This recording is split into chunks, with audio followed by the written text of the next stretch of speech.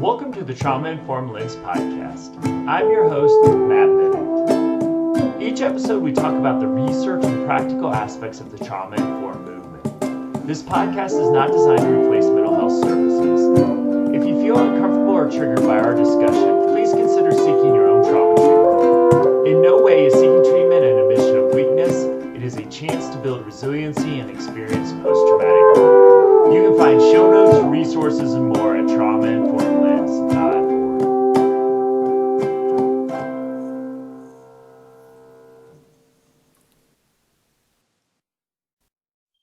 Welcome, friends, to the Trauma-Informed Lens podcast. I'm here today with a great guest, Dr. Andrew Hahn, and his approach is going to talk about life-centered therapy. Just looking at your website, I think we got a lot in common. Seems like we both like to pull from a lot of different best practices, ways of thinking. And I was impressed. My book was titled Connecting Paradigms of doing this. And I was impressed by, wow, everything you're bringing in to your approach, Dr. Hahn. So I'm really excited to talk about it. I just have a quick announcement for folks.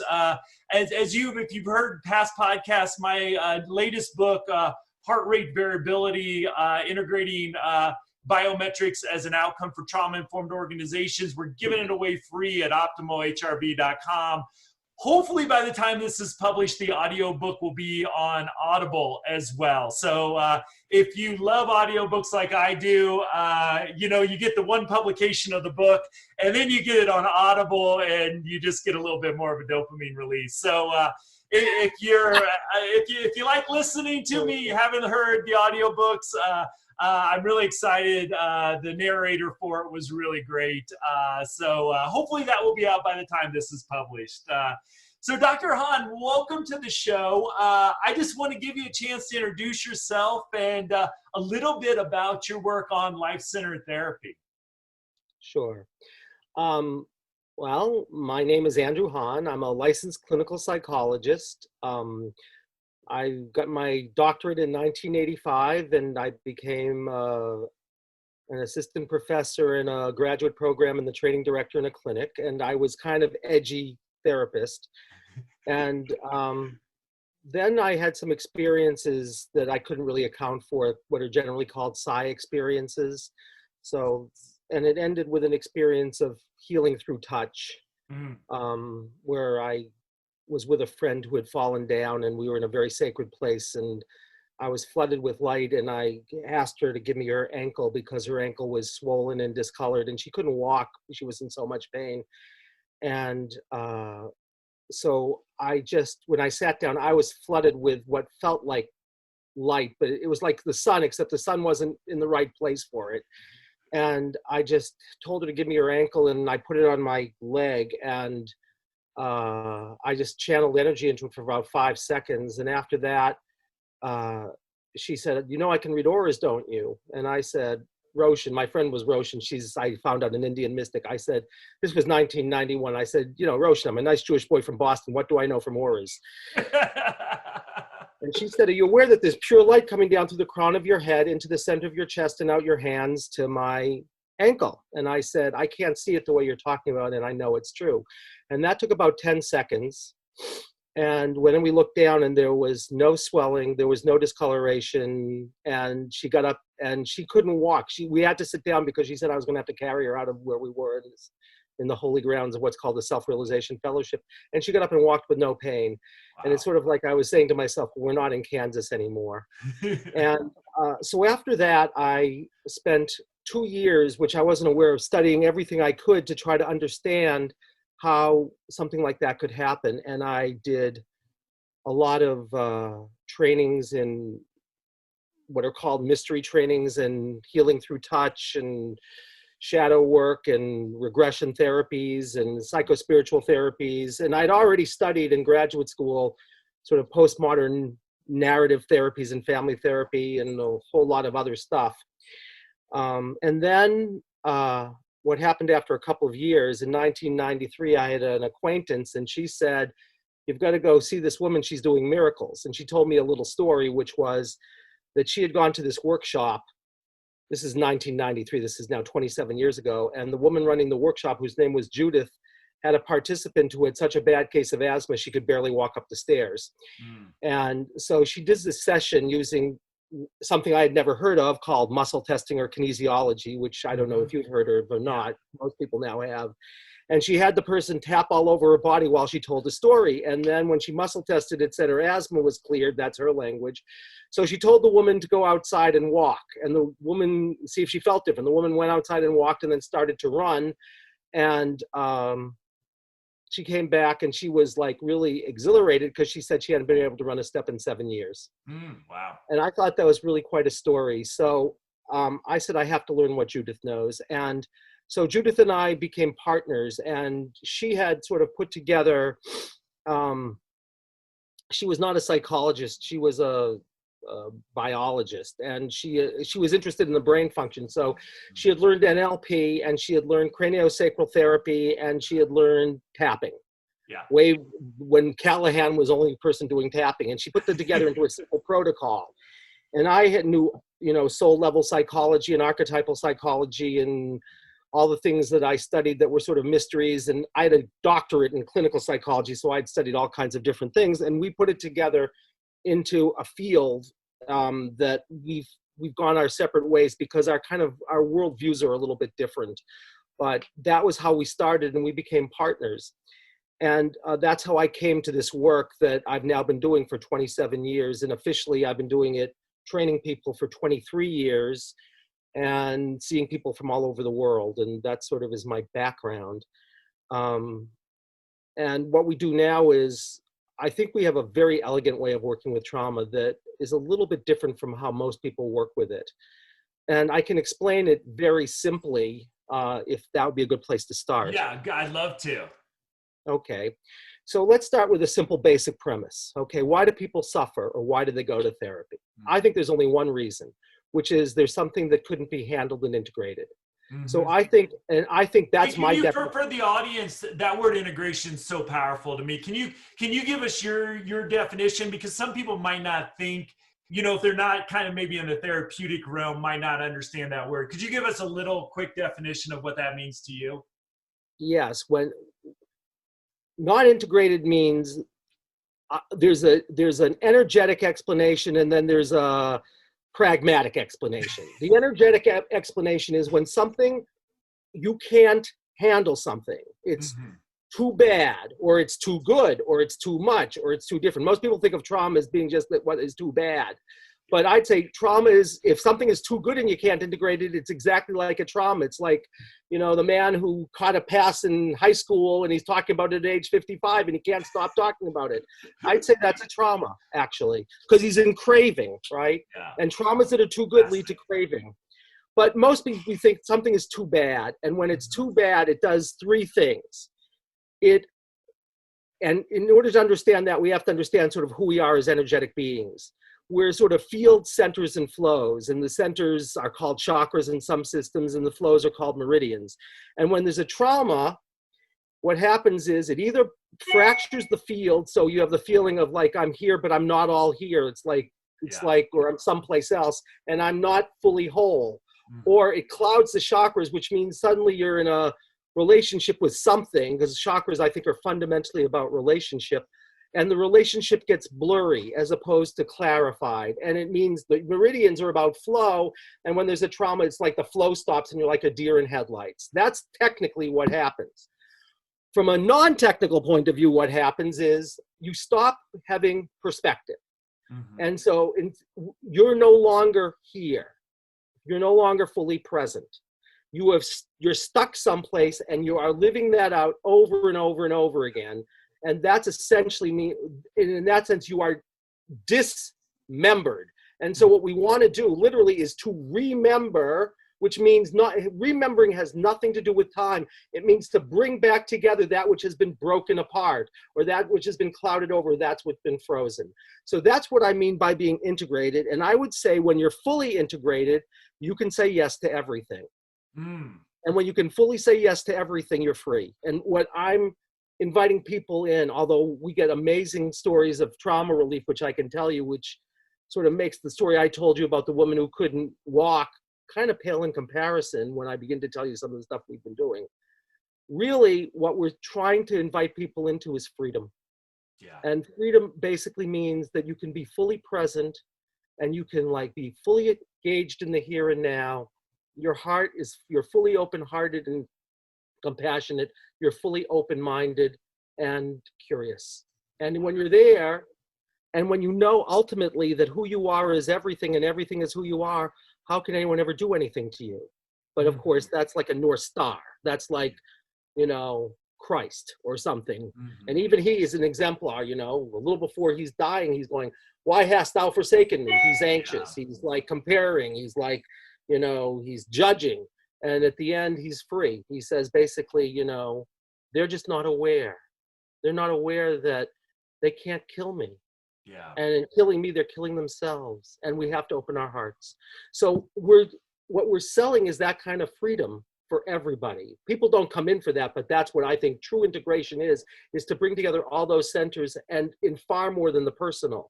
So it's you as a person, but you as members of systems, ultimately to you being sort of a mystical cell in the mystical body of life itself. And as soon as you know that's who you are holographically, you'd say, who I am is everything. So I'm the person I'm traumatizing. I'm the person who's violating me. I'm all of those people, and I'm everything else. And that's true freedom, because then nothing can make you suffer. Yeah. So that's what I mean by integration. But why most of us aren't there. So something happens and we can't handle it and we can't integrate it. And when that happens, we suffer because we're no longer free. And we start to move automatically. And it's like, instead of being able to respond in the current moment, we're reliving something else. We're reliving echoes of something else. And so we're not free. So what's therapy? Therapy is simple to describe. If people come to therapy for only one reason, really, if they're coming to therapy, if they're coming to coaching, it's slightly different. But if they're coming to therapy, ultimately, where they start in is one thing: I can't handle something. They don't know that. And then, so what's therapy? Therapy is mastering what can't be handled. And fascinatingly, the very things that you're suffering about will always be a clue to the thing that couldn't be remembered. So on a personal level, it's like it's a nightmare. But on a soul level, it's an invitation to remember something, so you can be the one doing the remembering as opposed to being identified with the one who's being remembered. And all of our symptoms we suffer about on one level are simply clues to what it is that we're trying to remember so we can be free. And then it's easy to tell you how that happens, okay? You can tell, it's easy to say how it happens. It's not necessarily easy to do, but it's easy to say how it happens, which is who you are in the beginning is basically free-flowing energy. And when something happens that can't be handled and integrated, you go from being E, like energy, to M, like matter.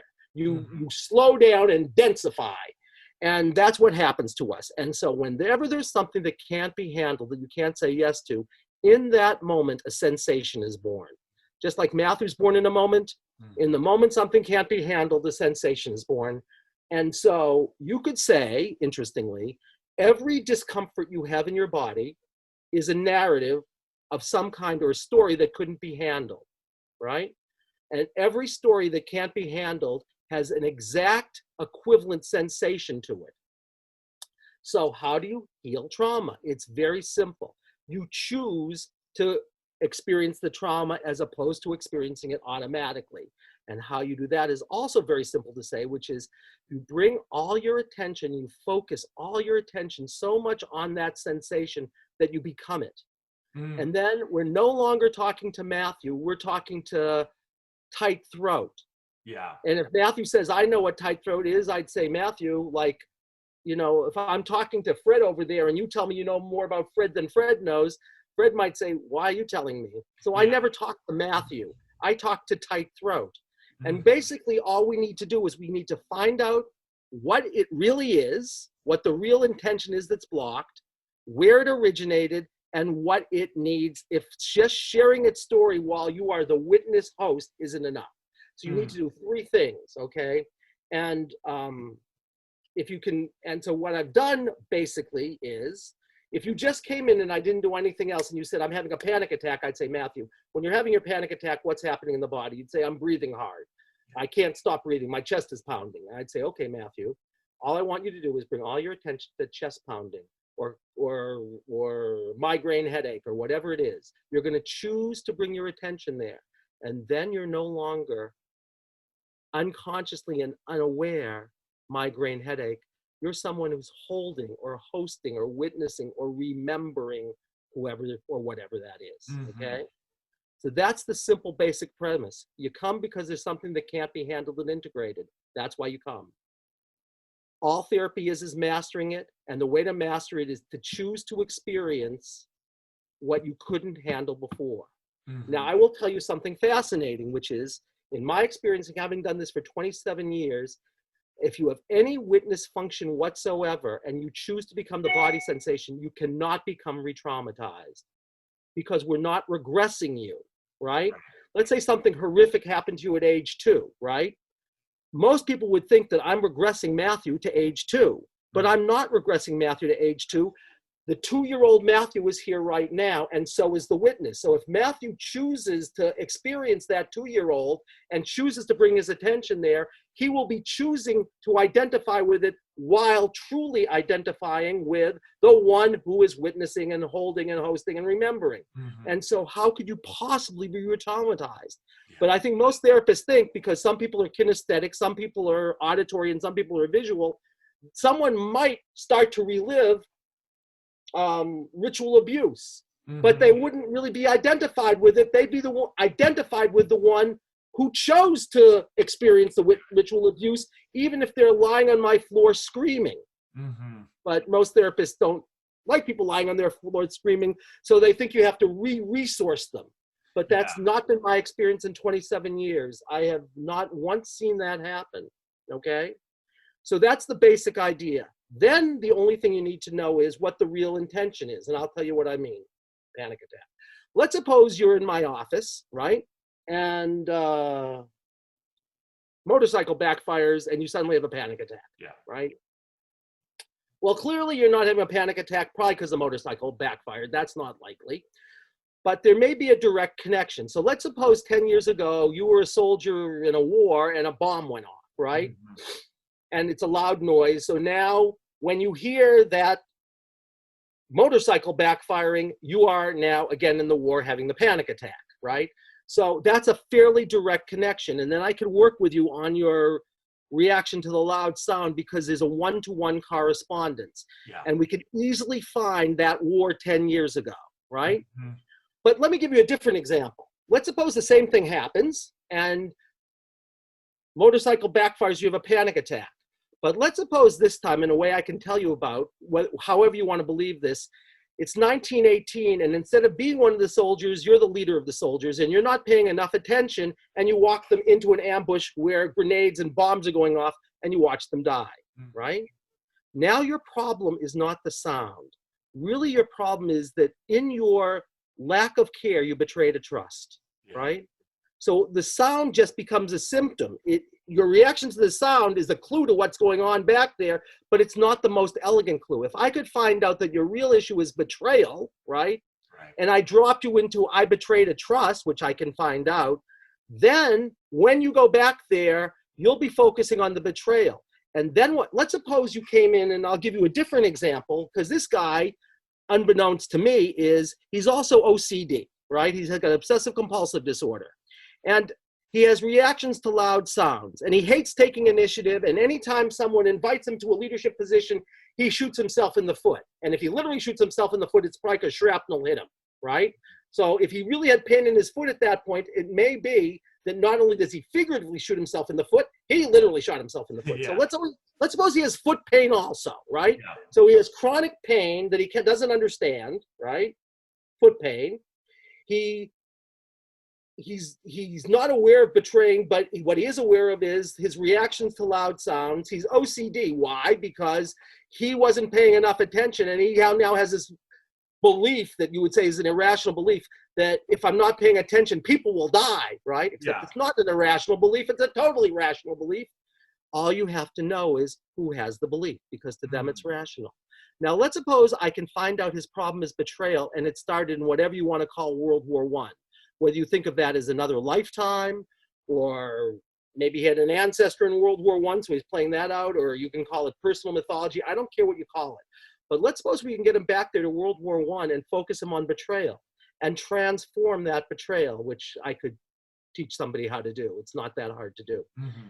And then at the end of 20 minutes, if that's the only reason, his reactions to loud sounds might disappear, his OCD might disappear, his foot pain might disappear, his not taking initiative might disappear, and his sabotaging himself whenever he's becoming a leader might disappear. Now, if you told me in graduate school, because I've seen stuff like that, that is not out of the experience I've had. Right. If you told me in graduate school I could take care of chronic pain that nobody knew what the heck it was, right? And I could take care of sabotaging yourself when you're a leader, and I could take care of OCD, and I could take care of lack of initiative, and I could take care of over-responsibility in 30 minutes, I would have said, pigs fly to the moon. Except now I have to think it's possible, because I've seen things like that happen on actually many occasions in my work. Mm-hmm. And so I need to be able to find out if the thing you come in with is in fact your intention, the loud sounds, or if it's just a symptom that's a manifestation of a deeper intention, in this case, betrayal. And so what we've done is, as best we could, is we've mapped out all of the kinds of universal themes that have come up throughout history and in my client work, and we put them into categories. And then we can find out if your problem looks like loud sounds. I can ask through muscle testing, which we can talk about if you like, is that really your highest intention? Or is that really a symptom that is a manifestation of a deeper intention? And if it is, you know what it is. And if you don't, could I find it for you? Because we've sort of mapped out all of these themes, that anything you can imagine could be it. So it could be something like betrayal. It could be something like you're cursed. It could be anything. It could be anything that you've ever heard of could be what it is. And since most people don't think about and then you have to find where it originated. And some people work forever in this lifetime, and they say, I haven't really got things done. In fact, I had a woman with ritual abuse who was like that, and she had been in therapy for about 15 years, and she was still having a lot of symptoms. She thought it was good therapy. So I muscle tested. She said, these symptoms must be about my ritual abuse. When I was young, it was horrendous what she went through. And I muscle tested. I said, did it originate there? And it said, no. And moreover, in the story, I found out that she had a horrific death. We call that a death wish. So I had her drop into a part of her that was experiencing that it had dissociated before it died. And she actually went to what you could call another lifetime, that for her, given her belief systems, was actually far more horrendous than the ritual abuse. And she ended up dead. And when she transformed that death wish, the remaining symptoms all went away. So that's why I say you have to know where it originates. And then they may need a practice, like for those of us who know EFT, they may need, tapping, they may need EMDR, they may need a spiritual practice, they may need to reassociate and then choose to die and go to source, and they may know what they need. And sometimes people come up with the most amazing stuff and their work transforms. So that is a brief overview of how I work with trauma. And now I've talked forever, so I'll be quiet. Well, the challenge you give me, my friend, is where to go next with all that great stuff. But one thing I'd just like to say, I appreciate, what you said, because one of the things that I do on occasion, when I go and talk at conferences, and actually my good friend, Dr. Deborah Bourne from San Francisco, just an amazing medical doctor. We partner whenever we were going to end up on spiritual health, because one of the things that I find interesting, you meet some new colleagues, you go out for dinner, and you've got all these clinical minds, these researchers. And after a glass of wine, we're talking about their shamanic experiences, their chakras, their past lives. So, there's this level of spiritualness in a lot of us, not all of us, but I love it when my friend and I get to do these trainings. There are people sitting on our feet because the room is so packed, because we don't kind of in the mainstream provide space to talk about this. professionally. So I want to unpack, maybe get a little specific on something you said, because it's very interesting to me. Your use of energy, and the word energy, you know, big fan of Daniel Siegel's kind of definition of the mind as the flow of energy and information. But I wonder, in your model of thinking about human psychology, human spirituality, when you say energy, what do you mean, and how do you work with that or redirect it? I'd love to get your thoughts a little deeper on the subject of energy, and how you see that. All right. Well, there's a technical definition of energy, right? Mm-hmm. Which is the capacity and the willingness and the capacity actually to be able to act, right? Yeah. That's what it is. But that's not how I want to talk about with you, since you asked me. I want to talk about it in terms of chi or ki or prana or shakti. I want to talk about it in terms of life force. So I think actually our energy is what you might call an animating force that is the same for everything in the whole universe. It has all the same energy, just vibrating at different levels, okay? Yeah. And I think that's what chi is.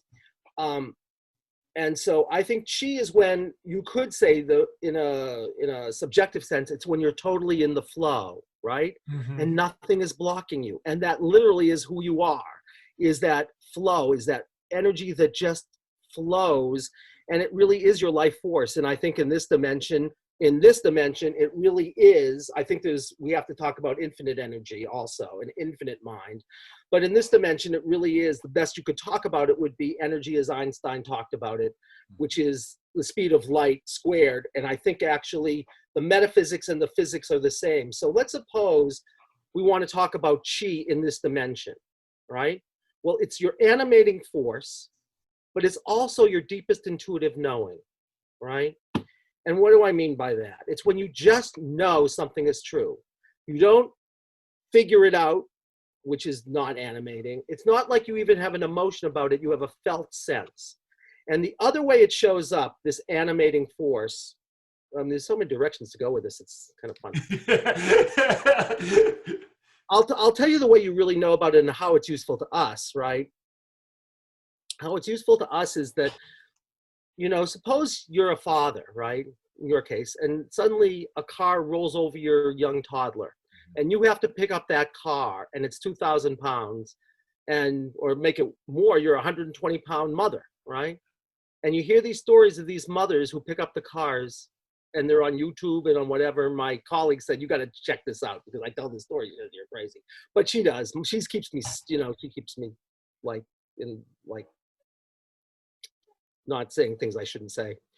And so really what it says is that when you're in alignment with life, right? You ask that person, how could they do it? They just said, I just knew I could do it. Mm-hmm. Right? It's not about willpower. It's not about adrenaline. It's just a kind of force that says, I'm aligned with life. And when I'm aligned with life, I can pick up a 2,000-pound car, which is an amazing thing. When you're not aligned with life, you hurt your back. But when you are, you pick up the car, right? So and I think that level of energy is a third level of wisdom, actually, that's called chi.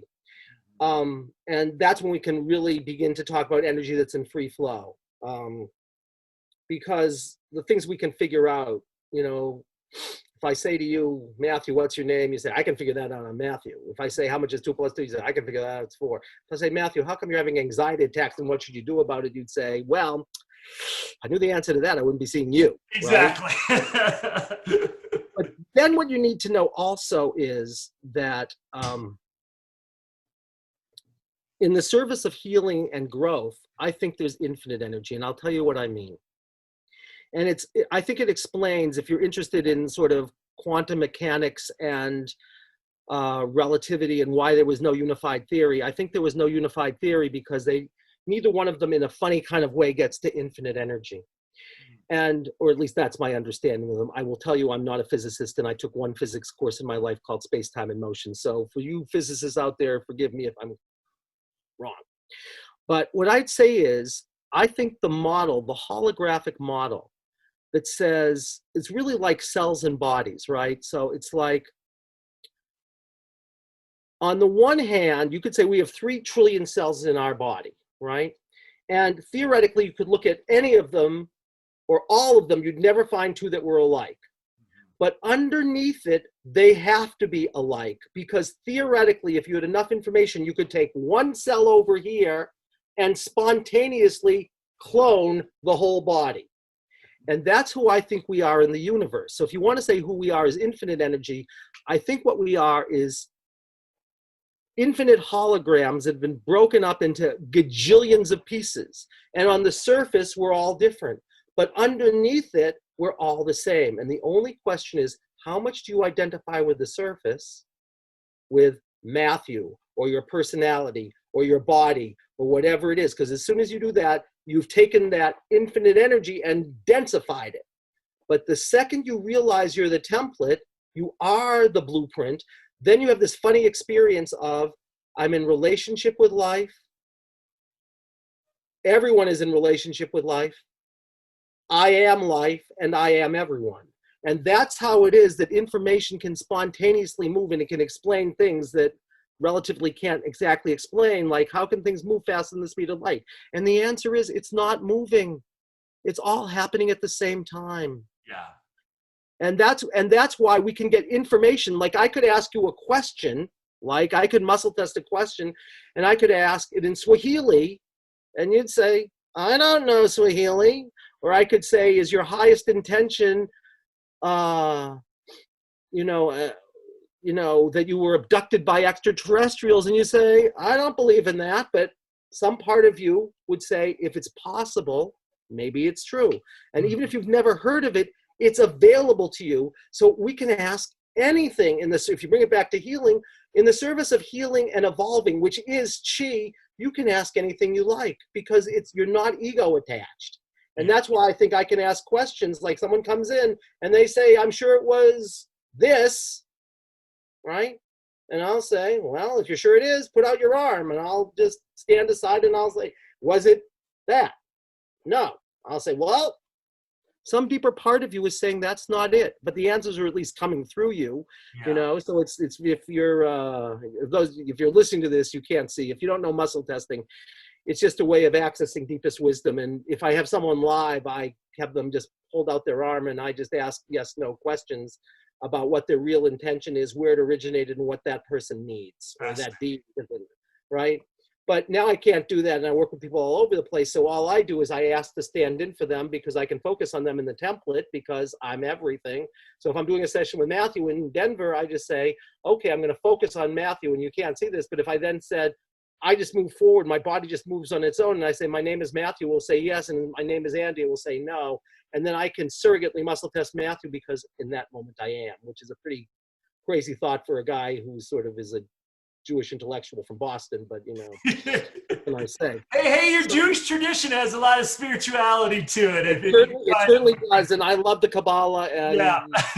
my brother is a true expert on it, and I think all of this stuff is there. I mean, when I heard the Kabbalah say, what is gravity? Gravity is love. Yeah. Oh it goes pretty deep, yeah. Well, because all of these things are physical, but they're metaphysical. You say, well, what's an energy, right? That 2 things are pulled towards each other. What do we call that? We call it love. Mm-hmm. It's an amazing thing. And I actually think everything is about that. It's like, if we could be with anything and say, I may not like you yet, but if I can be aware of you and allow you and accept you and bring my attention to you, it's kind of like I love you. Mm. Yeah. And if we could bring it to our worst fears, right? The things we're most afraid to admit about ourselves, we'd say, I'd rather be dead than have to admit that, right? Well, what do those fears say? They say, like, really? You think you can get away from me? I'm bigger than you are. And I've always been here. For me, it's like feeling like I'm ordinary, right? It's like, oh God, I have to prove I'm not. Right? And then there's something wrong with me because I'm ordinary. If you know, I don't know if you know the Enneagram, but if you do you know the Enneagram? Yeah. Well, I'm a romantic. I'm romantic in the Enneagram. So, I have to be special, because I can't be ordinary. But ordinary says, you think you can get away from me? Ha! And I say, Yeah. I'm bigger than you, and I've been here, I'll always be here, and you can curse me, you can deny me, you can do whatever, and guess what? You can't get away from me. I promise you I'll stay with you. Well, what is that in a different tone? It's the divine. I'm Yeah. bigger than you are, you know? So the interesting thing is the things that we're most afraid to face when they say, you know, where's the keys to the kingdom? They're inside. It's the things that are everything that for us are non-existence, right? Because if we become everything, we cease to exist. So we say, I'm not going to become who I truly am because that's non-existence. Or smaller black holes calls I'm defective, or I'm a nobody or whatever. But really, it's just misnaming of the divine. It's misnaming of a black hole that is the fullness of the emptiness. So that's why I say, if you can be with anything, you're free. Then you can tell me, Andy, you know what, there's a better person down the block, and I'd say, well, okay, I'll go check them out. As opposed to, right? Anyway. Yeah, well, I would love to explore the holographic model of the universe because it's something I won't put my listeners through my own intellectual. Never liked dark matter energy all that much, so I like this new model that's sort of coming out. But just kind of the question that comes to mind, and I love how just kind of things work out because right now I have my Qigong book right on top of my HRV book. And let me let that both sides covered. That coherence, so to speak, of book layouts. One of the things I've been really fascinated with, and your muscle testing kind of speaks to this in a way I was never trained to get this, but as I learned, and as somebody who's been fascinated both through my personal experiences with it, but also kind of seeing how, boy, let's not forget the thousands, who knows how many tens of thousands of years of wisdom. We usually know when they get written down, we can start dating them, but there's wisdom to back that up, like Tai Chi, like yoga. One of the things that I'd sort of been frustrated with as a trauma clinician is, understanding the impact of trauma on how brains function and operate and the energy inherent to that system. And right now I'm very fascinated with the polyvagal system. And, I look at what's in my, Chinese medicine books with the meridians, and it might not be a 1-to-1 matchup with the vagus nerve, but boy, it's really close. And so like my interest in heart rate variability is you can kind of get inside the skin to take a measure of the health of the autonomic nervous system, which is, as Hermes said, as below, so above. We see so much reflection as without, so within, like, bringing this kind of historical tradition. So I would love to just get your thoughts on, as we talk about energy, there's this biological revolution going on. As I say, we live in many ways a golden age of psychology because we understand at least the biology behind the psychology in a way, just a different way, at least in Western terms, than we did when I was trained back in the late 90s. So I'm kind of wondering, as you see this explosion of research in, the vagus nerve, heart rate variability, sinus arrhythmia, neurobiology, how do you integrate this thinking? It seems like it'd be really easy to do, but I'd love to just get your thoughts on the coalition between science and some of the traditional wisdom traditions you've been talking about. What I would say is energy creates matter. Mm-hmm. All right.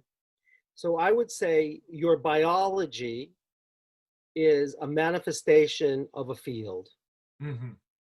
So I don't think biology is where things start. It's where we can witness something more easily right now. Although, if you think about things like infinite mind, we can test fields very easily also.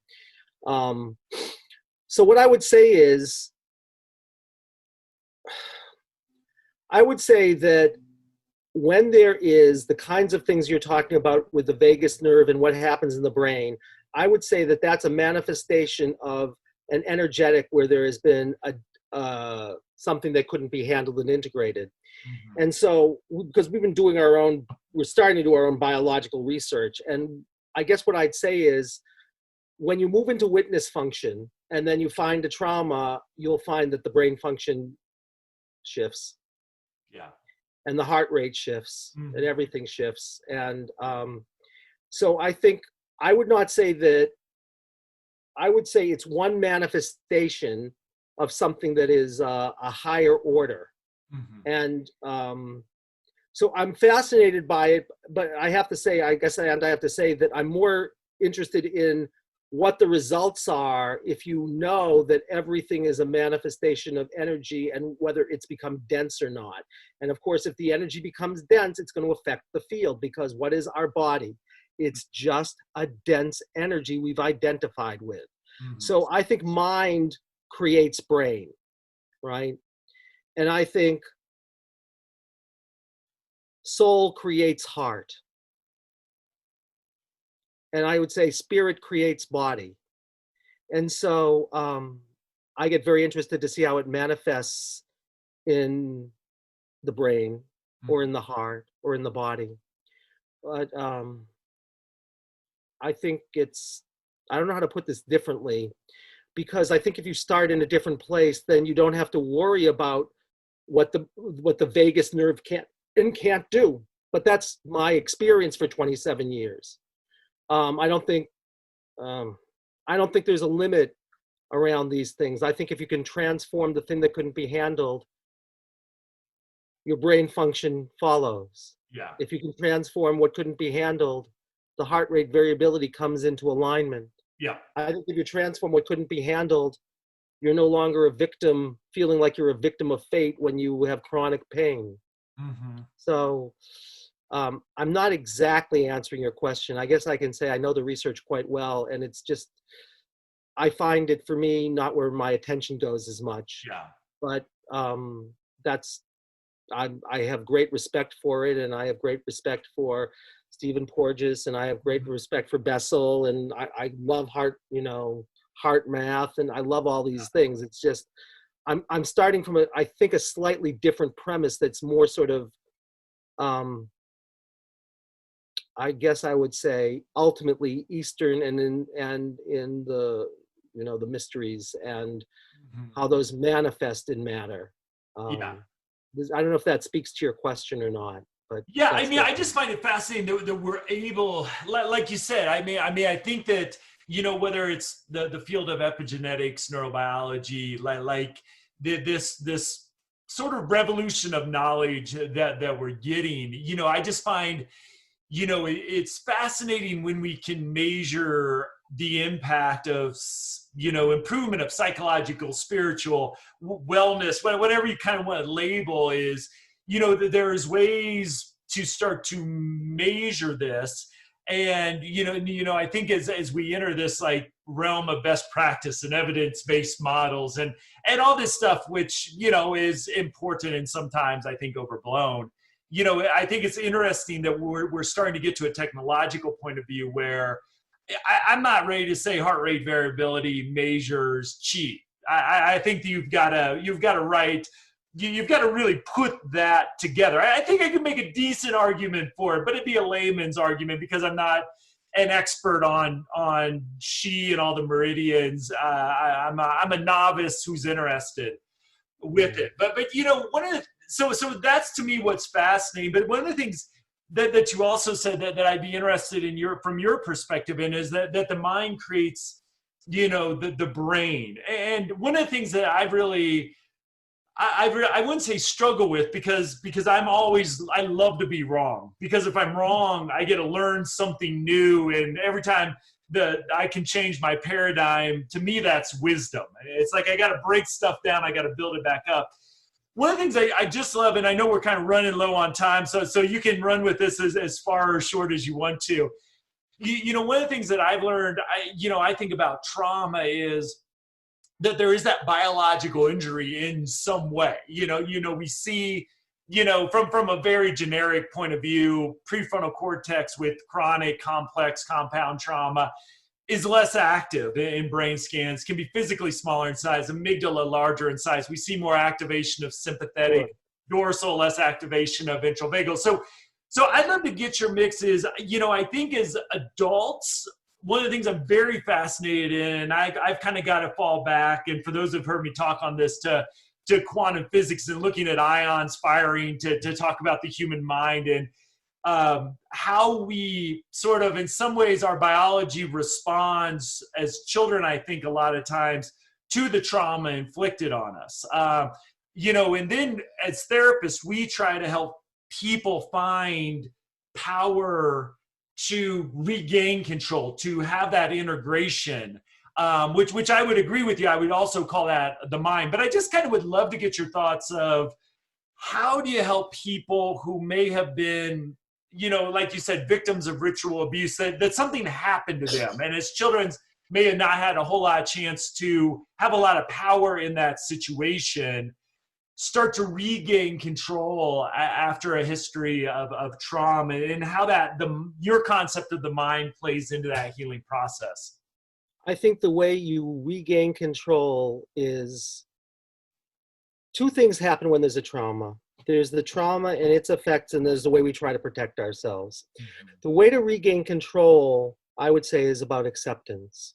If you can become aware, bring your attention to and accept something, now you're free. It doesn't run your life, all right? The way you do that, I think, is to choose to face it. And I'll give you an example of what I mean, because you're talking about terrible things. I saw a woman, this was a long time ago, and she came in and she was clearly what we call DID. She had times she couldn't account for, and she was psychotic. She had bugs crawling all over her. And so I was doing my muscle testing with her, and she had a horrendous history. I mean, like, it included rape, incest, watching murders. I mean, really horrendous. Any one of which could have done this thing, right? So I do my muscle testing with her, and it says, none of those are the root cause of what is her syndrome. It says, this is a weird story, but I can tell you several stories like this. And I find out it's what we call a superimposition. And I say to her, does this make any sense to you that because I found out it happened when she was from 6 to 10 years old. I said, does that make any sense to you that some kind of energy took you over when that happened, and somehow or other that's got to do with how you feel broken apart? And she looked at me like I had 5 heads, and she said, I'm going to tell you something. When I was 8 years old, she was Southern Baptist, and she was in a fire and brimstone sermon her father was giving. And I won't go much more into detail except to say I've already said some of the things that happened to her. And she said, during that service, a dark energy came in and took me over.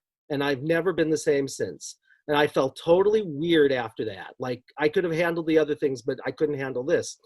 She was actually a good reporter when she wasn't having bugs crawling all over her and like was a different personality. But and she was a good reporter here. And she said,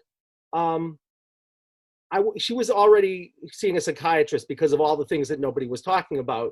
And she told him what happened. And he said to her, you're crazy. And he put her on Thorazine. She was a very good reporter. I trusted this when she was 8 years old, at which point she vowed never to tell anybody. And 30 years later, I say, because in our system is these non-material phenomena. And I say, does that make sense to you? And she says, I know exactly what you're talking about. And she says, I know when it happened too. And I said, all right, what we're going to do is, we're going to choose, because you're in witness function right now, to go back to that scene, and you're going to become you again, not that energy, but the you that it's happening to. And you're going to talk about what's happening. And she does. And the room gets literally dark. Okay. But it says she knows what to do to heal this. Yeah. And so she says to me in this very strange voice, she said, I have to do a dance. This woman is 1/16 Native American. I won't say what tribe. Well, this is long ago, it'd be hard to find her. And she lets me use her name, but I'm not going to here anyway. She starts to do this dance, and she's doing this sacred dance that like is looking like she's creating like a, if you know the flower of life, it kind of looks like that, but it's clearly Native American. And about a minute into it, she looks up at me like, what am I doing? Because she doesn't know, she's being danced, right? Yeah. And about a minute after that, you kind of can feel the room energetically shake, literally, even somebody, and you can feel the room get lighter, and she says she's done. All right, that woman was hospitalized 1 to 2 times per year prior to that session. You know how many times she was hospitalized after that? 0, the whole time I saw her. And then I stopped seeing her because I moved away, but I saw her 25 years later by accident. And she said, she remembered the session. She said it changed her whole life. So I would say that all of these things, they're just, I think things happen to us. Mm-hmm. And then we're not free. Yeah. That's what I would say. I want to get back to what's fundamental. Yeah. And it can be strange things like dark energies taking you over, your father yelling at you, or something that happened to your great-great-grandfather on your mother's side, or something that happens in the future even, because it might send you back a warning. But if you can find what it is that couldn't be handled and integrated and just say, I'll be with you and I'll give you what you need, the world changes. If you're doing yoga and you run into a posture and you hit a limitation, but it's not, your physical limitation, and you say, okay, pain in leg, what are you coming to share with me? Watch what happens to brain function. Mm-hmm. Watch what happens to heart function. Yeah. And we're testing it, and I can tell you, we're a little organization, I would love to do more, but it's like, it is what it is. So what I'm interested in is the person, all of their bandings, from the most individual to the collective, and that is mind. We are the body. There is no such a thing as an effect on the body. We are a mind, heart, body field. There is no, you can't say the mind and body are connected, because they're the same. Whatever happens to the body happens to the mind. Whatever happens to the mind happens to the body. Whatever happens to both of them happens to the heart. There is no distinction. There's nothing. That's who we are. And then we can see it in amazing ways in our Western technology. We can see the effects of what happens when we begin to get to a place of greater mindfulness in a somatic kind of way, which is all I'm saying you do. If you can take your mind, if you can say, I know what's here, I can tune into a deeper part of me that just knows something, and I can tune in when I feel anxious or judging or comparative or whatever it is I'm feeling, and find the sensation and say, I'm here with you, everything changes. And it happens in a moment. And the reason it happens in a moment is the thing that can't be handled happens in a moment. So why can't the change happen literally in a moment? And it doesn't matter whether I'm talking, if you have any witness function at all, I don't care if you call it ritual abuse or your father yelled at you because you were writing poetry and then you could never be a writer again. It's just quantitative differences. Yeah. It's not qualitative differences. And everything the person says is they're sharing their story of the part that couldn't be, the card that couldn't handle something. I guess that's, I took that away a little bit from where you were, but that's.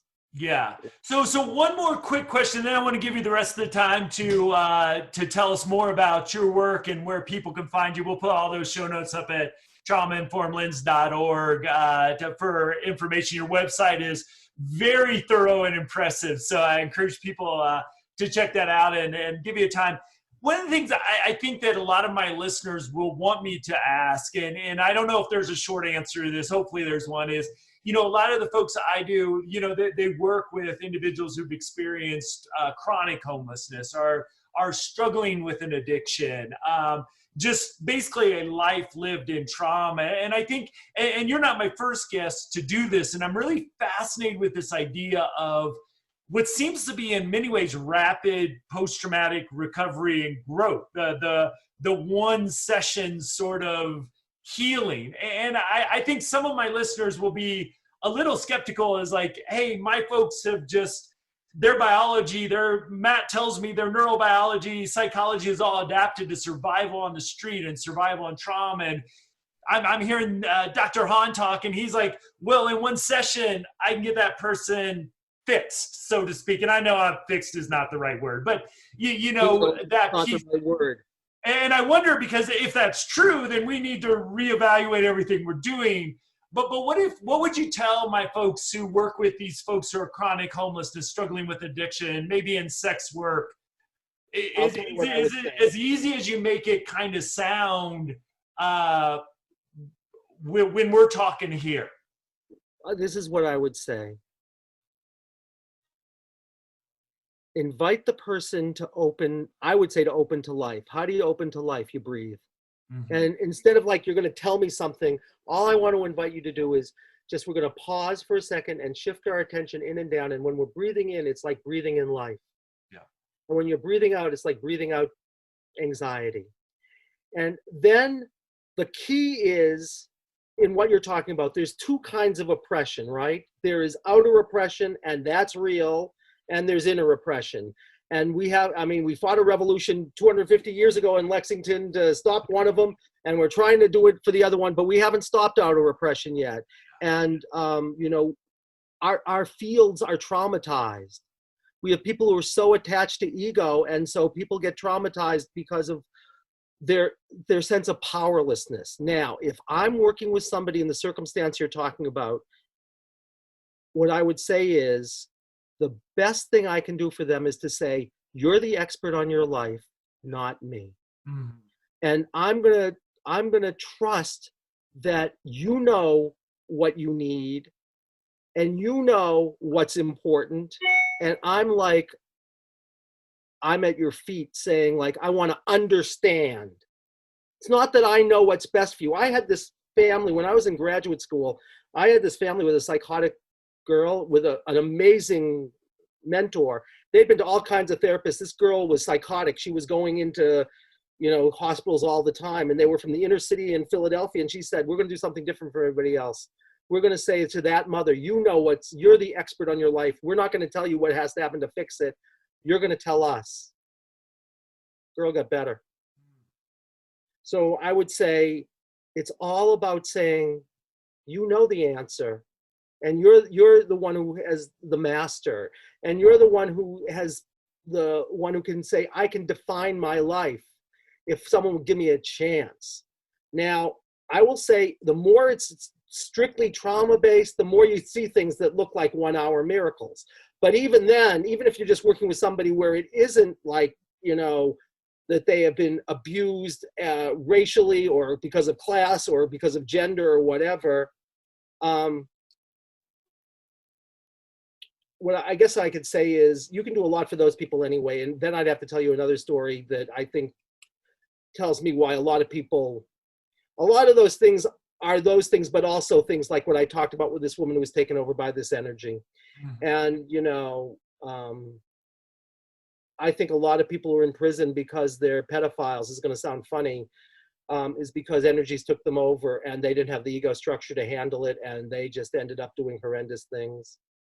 And, so I think you actually can do an awful lot if you know that. But if it never occurs to you to look there also, right?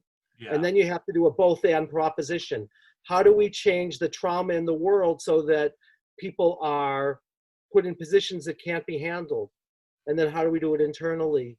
And that's my passion, to wed those two things. I don't know if that was what I'd say to that answer, but absolutely. Well, I figure like we could, if our conversation is a book, we read the back cover together, my friend. So I want to give you an open invitation.